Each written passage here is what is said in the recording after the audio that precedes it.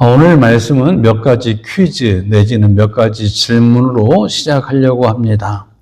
오늘 퀴즈를 맞추는 분에게는 제가 다음 주에 선물을 하나 드리는데 쌀 한 푸대를 드리겠습니다. 그런 줄 아시고 잘 들으시기를 바랍니다. 통역하는 분도 잘 통역해서 우리 외국인 성도님들이 손해를 보지 않도록 잘 통역해 주시기를 부탁을 드립니다. 자, 지금부터입니다. 신구약 성경은 전체 합치면 몇 권일까요? 66권. 네. 이것은 그냥 예제입니다. 이것은 본격적인 문제는 아닙니다. 다 아는 거니까요. 네. 66권입니다. 근데 이 66권 중에서 가장 긴 성경이 무엇일까요? 네, 이것도 문제는 아닙니다. 시편은 150번까지 있기 때문에 66권 중에 가장 긴 성경이 시편입니다. 그렇다면 시편 중에서 가장 긴 장은 몇 장일까요? 몇 편일까요? 150. 네. 모르십니까? 자, 시편 119편입니다. 그렇죠? 시편 119편이 가장 긴데 119편은 성경을 지금 안 넘겨보고 몇 절일까요? 네, 176절입니다. 네, 결국 쌀은 제 몫이 되었습니다. 제가 이렇게 해서 쌀을 한 포대 얻었습니다. 아무도 못 맞추니까 말이죠. 네. 그런데 이거 진짜 문제입니다. 진짜 문제. 시편 119편은 그 내용이 주로 무엇에 대한 말씀일까요? 이제 손을 드십시오. 진짜 문제인데 모르십니까? 이거 맞추셔야 되는데. 네. 이건 역시도 제가 맞추고 쌀을 깎는 걸로 하겠습니다.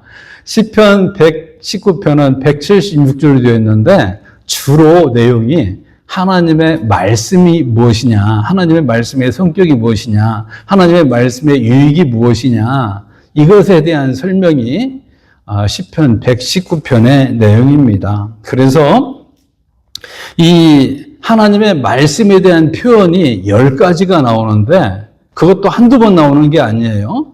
제가 소개해드리면 예를 들어서 하나님의 말씀에 대해서 법이라고 쓰는 표현이 25번, 말씀이라는 표현이 20번, 약속이라는 표현이 19번, 계명이라는 표현이 22번, 율례라는 표현이 21번, 그 다음에 규례라는 표현이 23회, 그 다음에 법도 21회, 증거라는 말이 23번, 도라는 말이 11번, 그리고 길이라는 말이 5번, 이렇게 나옵니다.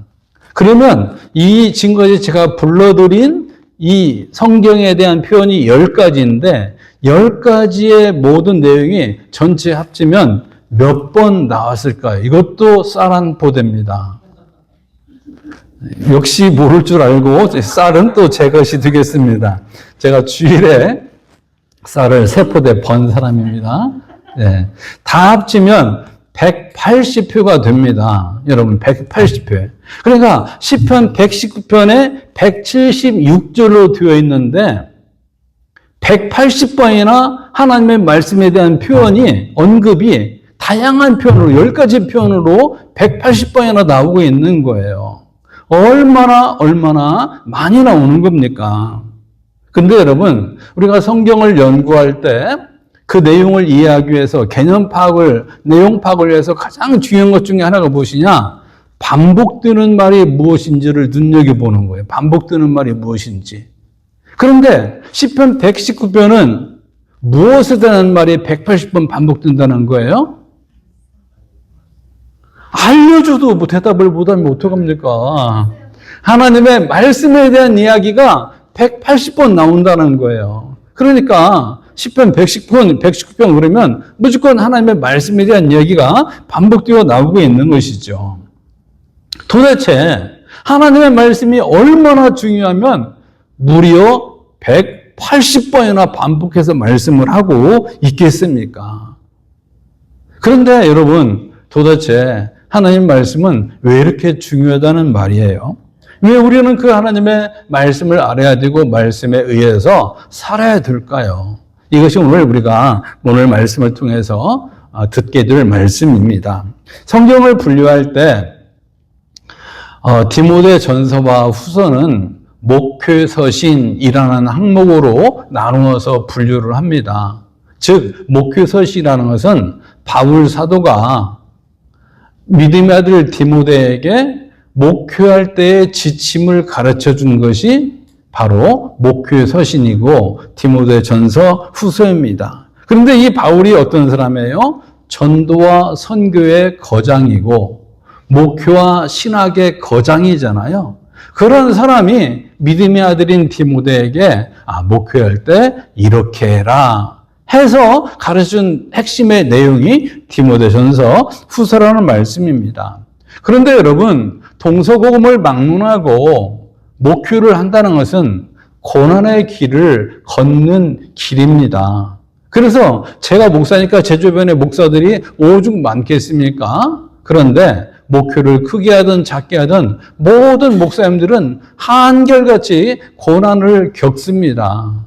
단지 시대에 따라 환경에 따라 정도 차이가 있고 고난의 종류 차이가 몇 가지로 나눠질 뿐이지 모든 목사님들이 고난을 겪습니다. 여러분들도 아다시피 저도 많은 고난의 시간들이 있지 않았습니까? 오늘 본문에 소개해드리는 본문을 기록하고 있는 바울 사도도 예외는 아니었습니다. 그렇게 위대한 신학자고 전도자고 선교가고 그런 목회자임에도 불구하고 그도 숱한 고난을 겪었습니다. 그래서 읽지 않았지만 11절을 보면 핍박과 고난이라는 말을 언급하면서 내가 어떤 핍박을 받는지를 네가 보았다. 이렇게 디모데에게 지금 말을 하고 있습니다. 그러면서 바울이 말을 합니다. 그런데 디모데야, 나는 목회를 하면서 고난을 겪으면서 이런 걸 깨달았어. 그 두 가지를 말하는데 첫 번째가 무엇이냐? 12절입니다. 12절을 다 같이 읽어보겠습니다. 앞에 띄워주시고요. 시작. 무릇 그리스도 예수 안에서 경건하게 살고자 하는 자는 핍박을 받으리라. 아멘. 이 말씀은 목사냐 집사냐 성도냐 아무 상관이 없이 그 사람이 예수님을 제대로 믿고 싶어서 경건하게 산다면 예의 없이 핍박을 당한다. 고난을 피할 수 없다. 이런 말씀입니다. 경건하게 살고자 한다면 여기서 경건이 뭐겠어요? 예수님과 함께 사는 어떤 자세, 삶, 그것을 가리키는 말이에요. 그러니까 예수를 믿으면서 이 땅에서 예수님을 따라가는 그런 자세, 삶을 살아갈 때 그 사람이 경건한 사람인데 그런 사람은 고난을, 핍박을 피할 수가 없다는 것입니다. 왜 경건한 자가 핍박을 피할 수 없는 거예요? 이 세상은 경건치 않은 자들로 가득 차 있고 그들이 만든 법과 제도와 문화가 있기 때문에 그 법과 제도와 문화를 따르지 않으면 그 사람은 핍박과 고난을 겪을 수밖에 없다. 이런 말씀입니다. 그런데 여러분들은 이렇게 오늘 말씀에 하면 경건한 사람은 핍박을 피할 수가 없다 그랬는데 여러분들은 경건하게 살다가 핍박을 받아본 적이 있습니까? 핍박 정도는 아니더라도 내가 예수님을 제대로 믿어보기 위해서 물질적으로나 체면으로나 손해본 적이 있다든지 아니면 불편을 겪어본 적이 있습니까? 이런 것이 없다면 우리는 과연 제대로 신앙생활을 하는 사람이라고 말할 수 있을까요? 그런데 반대로 혹시 경건하게 살기 위해서 지금 내가 핍박과 그리고 손해를 감수하고 있다면 믿음으로 이겨내시기를 바랍니다. 예수님께서 마태복음 5장에 의를 위하여 핍박을 받는 자는 복이 있나니 천국이 저희 것임이라 라고 말씀을 하셨고 디모데후서 4장 8절에서는 의의 멸관이 예비되어 있다고 말씀하였기 때문입니다. 또 사도도 베드로전서 2장 12절 13절에서 사랑하는 자들아 같이 읽어볼까요? 너희를 연단하려고 오는 불시험을 이상한 일 당하는 것 같이 이상히 여기지 말고 오히려 너희가 그리스도의 공난에 참여하는 것으로 즐거워하라. 이는 그의 영광을 나타내실 때 너희로 즐거워하고 기뻐하게 하려 함이라. 이렇게 말씀을 합니다.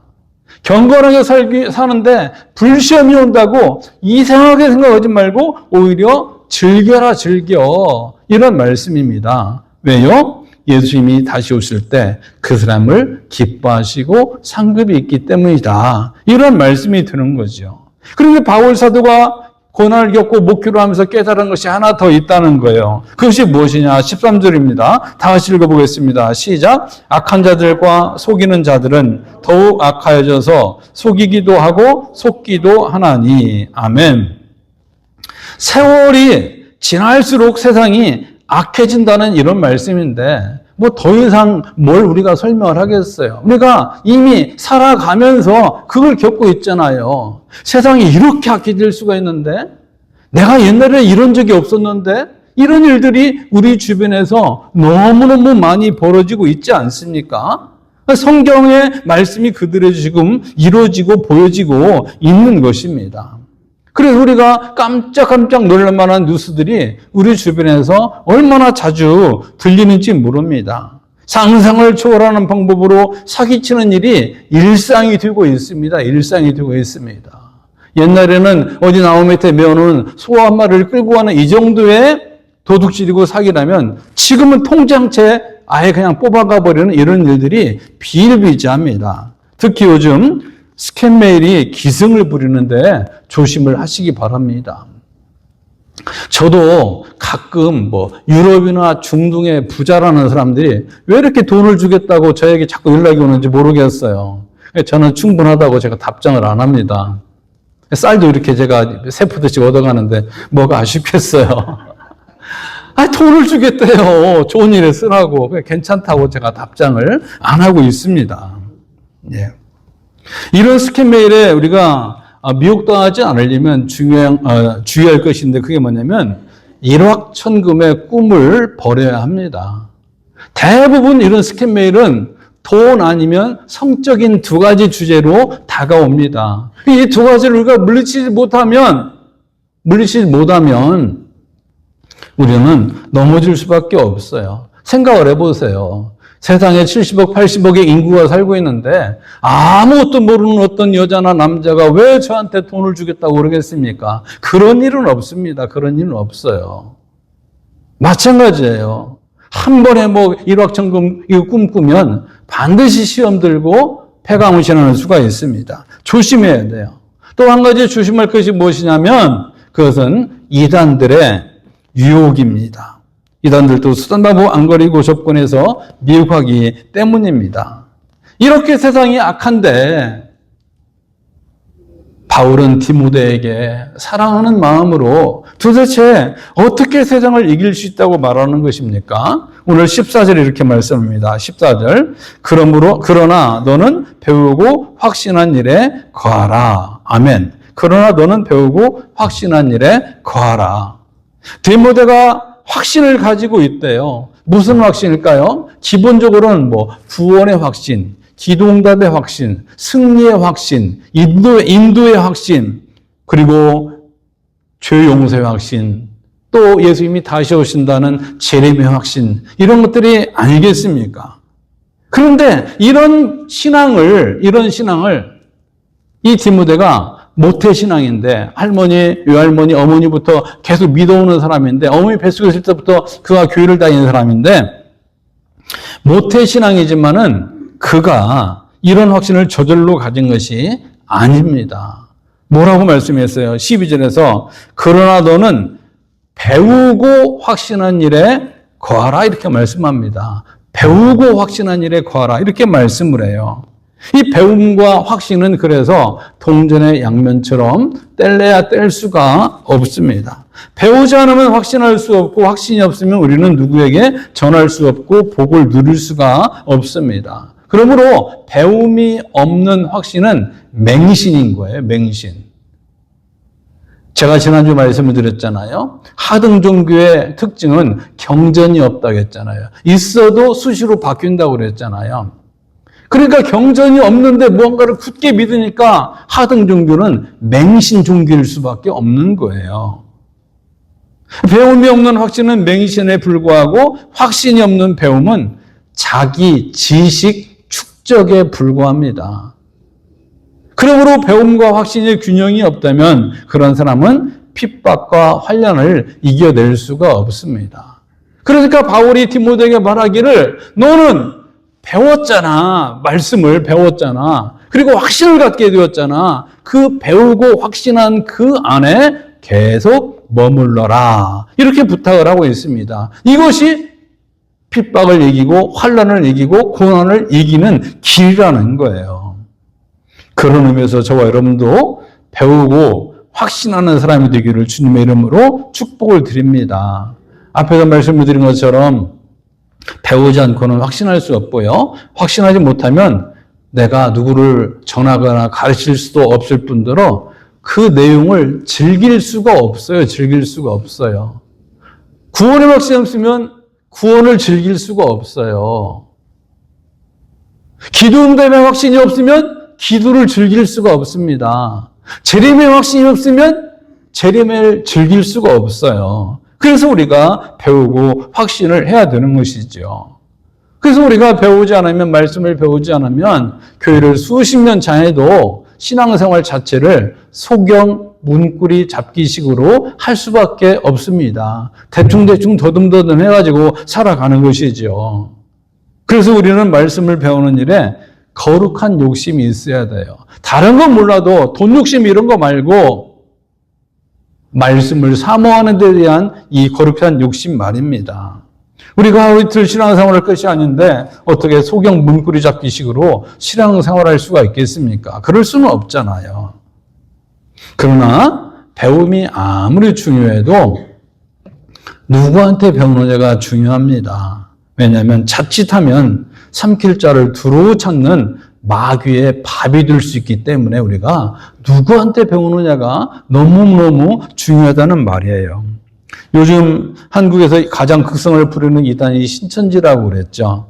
근데 그들 중에 신천지인들이 한 30만, 자기들은 100만이다 이렇게 주장을 하는데 그 많은 사람 가운데 80 내지 90%는 기성 교인들이 속아서 넘어가 버린 거예요.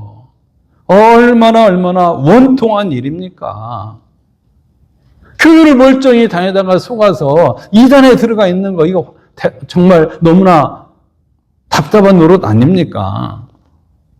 교회에서 하는 성경 공부나 이런 것에 집중했다면 절대 그런 일이 없었을 거예요. 그런데 교회에서는 말씀 제대로 안 듣고 안 배우다가 길거리에서 은밀하게 다가가지고 설문조사 좀 해주는데 대답 좀 해주세요. 무슨 상담을 받고 싶지 않습니까? 등등 이런 말에 꼬등임에 넘어가가지고 따라갔다가 성경 공부 그들이 가르치는 대로 했다가 마귀의 밥이 돼버린 것입니다. 여호와 증인도 마찬가지고 몰문교도 마찬가지예요.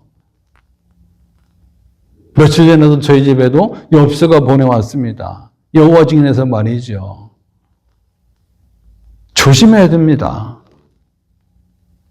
그런데 디모데는 아무한테나 배운 게 아니에요. 일단 외할머니 로이스와 어머니 유지기를 통해서 그는 신앙을 접했습니다. 예수님을 접했습니다.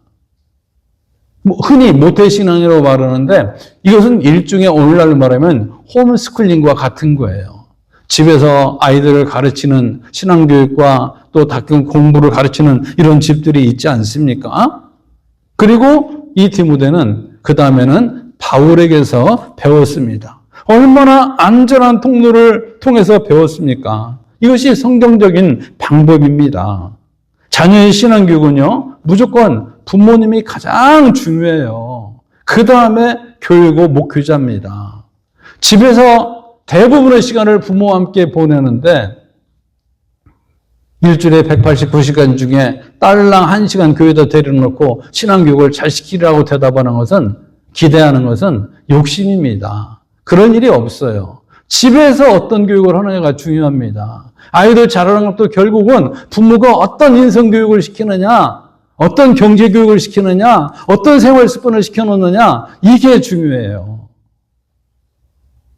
우리 교회에 아이들이 많지는 않지만 몇 명의 아이들이 있는데 얼마나 반듯하게 자라고 있습니까? 부모님의 영향인 거예요. 이렇게 중요합니다. 그런 의미에서 여러분들도 가정에서 신앙교육을 잘 하시고 반드시 교회 내에서 하는 성경 공부를 할 수 있기를 바랍니다. 제가 여러 번 말씀을 드렸지만 담임 목사 몰래 교회 밖에서 성경 공부하거나 기도한다고 하는 사람들은 거의 100% 이단에 넘어갈 확률이 거의 100%입니다. 매우 위험한 거예요. 그렇게 해서 신앙생활 제대로 하는 사람은 아무도 없습니다. 혹시 누가 여러분들에게 성경 공부나 기도를 은밀히 제안한다면 여러분들은 반드시 저에게 말씀을 하셔야 됩니다. 제가 여러분들의 목사로서, 담임 목사로서 여러분들을 보호하기 위해서 그런 거예요. 통제하기 위해서가 아니라. 틀림없어요. 몰래 나가서 어느 기도를 간다? 성경 공부를 한다? 100%입니다. 100%. 목회자가 눈으로 볼 때는. 그런 것에 미혹되지 마시기를 바랍니다. 그럼 왜 우리는 성경 공부를 해야 되는 것입니까? 15절을 다 같이 읽겠습니다. 시작. 또 내가 어려서부터 성경을 알았나니 성경은 능히 너로 하여금 그리스도 예수 안에 있는 믿음으로 말미암아 구원에 이르는 지혜가 있게 하느니라. 아멘. 무슨 설명이 필요하겠어요? 성경 속에 구원의 길이 있기 때문에 말씀을 공부해야 된대요. 성경이 우리가 구원이 필요한 죄라는 것을 알려주기 때문에 말씀을 공부해야 되는 거예요. 성경을 통해서 예수님이 우리를 위해서 십자가에 못 박혀 죽으시고 부활하셨다는 것을 가르쳐주기 때문에 우리가 말씀을 공부해야 돼요. 성경이 우리가 예수님을 믿음으로 죄를 용서받고 구원받는 길을 가르쳐주니까 우리는 말씀 공부를 해야 돼요. 그런데 거의 대부분 기독교인들의 99%라고 말할 수가 있죠. 온전한 믿음을 가진 사람들은 거의 다 말씀을 듣는 가운데 예수님을 영접합니다. 아마 여러분들도 대부분이 그랬을 거예요. 너무나 당연하죠. 너무나 당연하죠. 믿음은 들음에서 나는 것이니까 그럴 수밖에 없습니다. 그래서 바울 사도는 이것을 일찌감치 깨닫고 로마서 10장 11절에서 그러므로 믿음은 들음에서 나며 들음은 그리스도의 말씀으로 말미암느니라 이렇게 말씀을 하고 있습니다. 이것이 우리가 하나님의 말씀을 배워야 할 공부를 해야 될 이유라는 말입니다. 실제로 보면요, 제가 목회를 하면서 우리 새순교에서 목회를 하면서 수요 예배를 꾸준히 나오시고 주일 예배를 꾸준히 나오셔서 말씀을 계속 듣고 공부한 분들은 눈에 띄게 단기적으로는 아무것도 눈에 안 띄는 것 같은데 5년 단위나 이렇게 몇 년을 듣고 보면 참 믿음이 성장했구나. 이것을 제가 발견할 수가 있습니다. 그런데 반대로 밤에 눈이 어두워서 운전이 어려우니까 수요예배를 못 나온다든지 아니면 집이 멀든지 직장 때문이든지 어떤 이유에서건 말씀 공부를 제대로 못한 분들은 그만큼 신앙이 더디구나. 신앙 성장이 더디구나. 이것을 제가 확실하게 눈으로 보고 있습니다. 그래서 이제 가을 학기부터는 제가 좀 여러분들의 접근성을 조금 더 돕기 위해서 줌을 사용해서 성경 공부 참여도를 높이려고 합니다. 여러분들 줌이라는 프로그램 알죠? 오늘날 이제 우리가 이 코비드-19을 겪으면서 대부분 학교들이 온라인 수업을 했는데 이때 사용한 프로그램이 거의 대부분 줌이라는 프로그램입니다. 줌을 사용하면 집에서 아니면 어디에 있든지 컴퓨터나 아니면 휴대폰으로 얼굴을 보면서 상호 대화를 하면서 성경 공부를 할 수 있습니다. 그래서 이제 줌을 하나 프로그램을 사서 가동을 하면서 토요 새벽 예배를 제외한 모든 평일 새벽 예배도 줌으로 여기서 함으로 여러분들이 집에서라도 교회는 못 나온다면 집에서라도 말씀을 함께 묵상하는 시간을 가지려고 합니다. 또 급하면 회의도 그렇게 하려고 합니다. 가능하다면 여러분들이 어쨌든 말씀을 듣는 자리라면 오프라인이라면 더 좋고 온라인으로라도 접근을 하셔서 말씀을 꼭 들을 수 있기를 바랍니다. 여러분, 그런데 세상에 얼마나 유명한 책들이 많습니까? 도서관에 몇만 권, 몇십만 권의 책들이 모여있는 도서관들이 세상에 너무 많잖아요. 그 많은 책들이 있는데 왜 하필이면 성경을 읽을 때만 예수님에 대한 믿음이 생기는 겁니까? 왜 성경만 그런 효능을 발휘하는 것입니까? 16절을 같이 읽어보겠습니다. 16절 시작. 모든 성경은 하나님의 감동으로 든 것으로 교훈과 책망과 바르게 함과 의로 교육하기에 유익하니. 아멘. 이 구절에서 키워드는 하나님의 감동 이 말입니다. 이 하나님의 감동이라는 말이 원어로 헬라어로는 데오푸뉴스토스 이런 말인데, 데오푸뉴스토스 이 말은 본래 하나님의 영에 의한, 하나님의 숨결 이런 뜻이 있어요. 그러니까 성경은 하나님의 영에 의해서 하나님의 숨결로 말미암아 기록되었다 이런 말씀이 아니겠습니까? 이걸 이제 전문적인 용어로 하나님의 영감 이런 표현을 써요. 인스피레이션이라는 단어가 있잖아요. 하나님의 영감. 이것이 성경의 감동으로 성령의 감동으로 성경이 기록되었기에 세상의 모든 책과 근본적으로 구별되는 특이한 점입니다. 세상에 얼마나 유명한 문학가들이 많아요. 그래도 그 책을 읽어가지고 예수님을 만나거나 그렇지 않아요. 성경을 읽고 들을 때 믿음이 생깁니다. 따라서 성경이 하나님의 감동으로 기록됐다는 것은 몇 가지 중요한 의미가 있습니다. 첫 번째는 뭐냐? 성경은 인간의 문학 작품이 아니라는 거예요. 물론 성경을 기록한 40명 정도의 기록자가 있습니다. 예를 들어서 디모데 전서후서는 바울 사도가 기록했습니다. 마태복음은 마태가 기록했습니다. 이런 사람이 40명이나 있지만 그러나 하나님의 성령이 그들을 감동시킴으로 하나님의 뜻을 오류 없이 기록하게 만들었기에 성경은 사람이 기록했음에도 불구하고 사람의 작품이 아니라 하나님의 말씀이라는 말입니다. 두 번째, 성령의 감동으로 기록됐다는 것은 이것은 완전하다는 뜻이 있습니다. 그렇죠. 하나님이 기록했으니까 말이죠. 세 번째로 이것은 불변한다는 뜻이 있습니다. 하나님은 영원히 변함이 없는 분이시고 완전한 분이시기에 그분이 하신 말씀도 여전히 변함이 없이 영원한 줄 믿으시기 바랍니다. 이것이 바로 성경이 세상의 모든 책과 구별되는 근본적인 이유입니다. 그래서 이 모든 성경은 모든 사람의 삶의 기준이 되고 교훈과 책망과 바르게 함과 의로 교육하기에 유익하다고 했고, 이 말씀을 공부하고 배우고 들음으로 말미암아 하나님의 사람으로 온전케 하며 선한 일을 행하기에 온전케 하려는 것이라고 17절에서 말씀을 드리고 있습니다.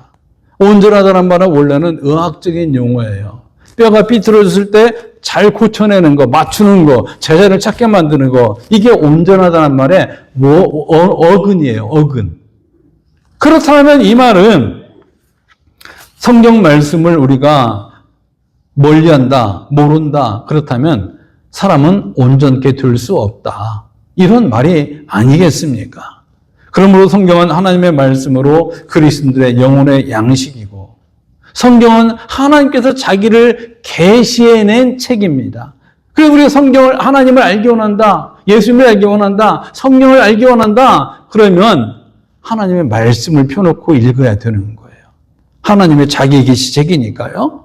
세 번째로 무엇보다 성경이 아니고서는 구원의 길을 알 수 없기에 우리는 성경을 읽는 것이죠. 이런 것이 바로 성경의 중요성입니다. 여러분, 부뚜막에 소금도 집어넣어야 짜다는 속담이 있지 않습니까? 영어권에서도 이와 비슷한 속담이 있는 걸로 아는데요. 어떻든 간에 이렇게 하나님의 말씀이 중요한지를 알아도 우리가 말씀을 배우지 않으면, 읽지 않으면, 듣지 않으면, 모르면, 말씀을 무시해버리면 아무 소용이 없습니다. 이제 어떻게 하시겠습니까? 제가 알기로는 몇몇 분들이 서로 체크하면서 성경을 꾸준히 읽는 것 같은데, 목장별로 여러분들이 성경을 이렇게 읽으면서 서로 크로스 체크를 하고 어디까지 읽었냐, 몇 장 정도 읽었냐 이렇게 서로를 모일 때마다 확인한다면 아마 조금 덜 지루하면서 성경을 읽는데 보탬이 될 것입니다. 그러므로 저 여러분들이 말씀을 늘 잘 읽고 듣고 공부함으로 말미암아 말씀이 상식이 되고 삶의 원리가 되는 인생이 되시기를 바랍니다. 그럴 때 어떤 고난이나 시험이 와도 이겨낼 수 있다는 말입니다. 그럴 때 그 시험을 이겨내고 더 풍성한 삶을 살 수 있다는 말씀입니다. 그런 의미에서 저와 여러분들이 말씀에 의한 생활은 나를 얽매고 옥조이는 말씀이 아니라 나를 더 풍성하게 만들어준다는 것을 기억하시고 말씀과 호흡하는 인생이 되기를 주님의 이름으로 축복합니다.